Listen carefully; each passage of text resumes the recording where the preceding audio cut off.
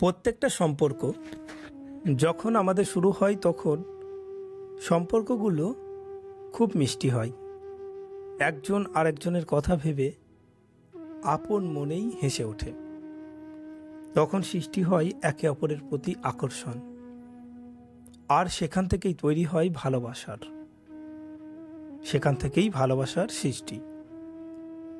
কিন্তু সেই সম্পর্কটার বয়স আস্তে আস্তে বাড়তে বাড়তে সম্পর্কটা তিতো হয়ে যায়।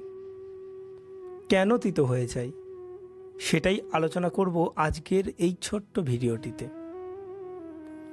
আমরা প্রত্যেককেই দেখবেন আমাদের ভালো জিনিসটাকে দিতে চাই, আর খারাপ জিনিসটাকে আমরা লুকাতে চাই। সম্পর্কের ক্ষেত্রেও ঠিক সেই রকমই। যখন একটা সম্পর্ক শুরু হয় তখন সেটা ছেলে হোক বা মেয়ে, দুজনেই নিজের ভালো দিকটা, ভালো গুণটা একে অপরের প্রতি উজাড় করে দেয়।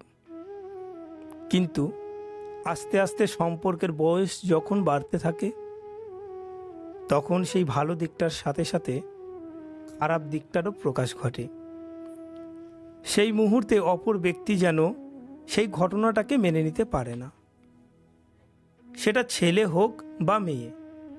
তখন বিপরীত দিকে থাকা মানুষটা মনে করে হয়তো সেই মানুষটা বদলে গেছে, সে আর আগের মতো নেই।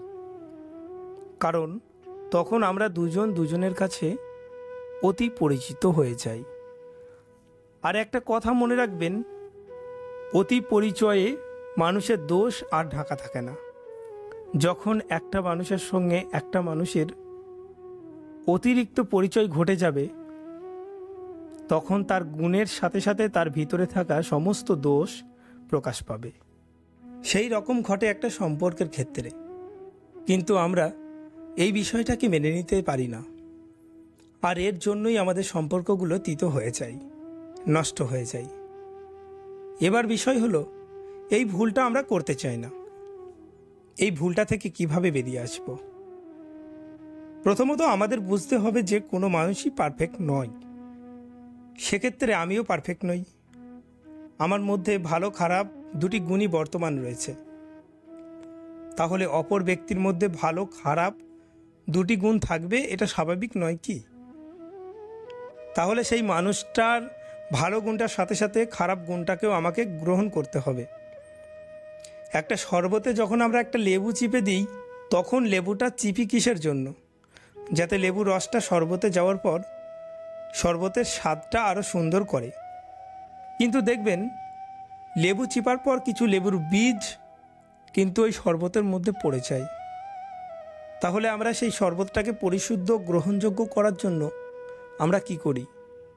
একটা ছাঁকনি দিয়ে শরবতটাকে ছেঁকে নিই, যেগুলো গ্রহণযোগ্য সেগুলিকে নিই, বাকিগুলো ফেলে দিই। আমাদের মনের মধ্যে এইরকম একটা ফিল্টার ব্যবহার করতে হবে যেটাতে তার ভালো দিকটা গ্রহণ করে খারাপ দিকটাকে আমরা ফেলে দিতে পারি। এইভাবেই আমাদের সম্পর্কগুলো আস্তে আস্তে মজবুত হয়ে উঠবে, সুন্দর হয়ে উঠবে।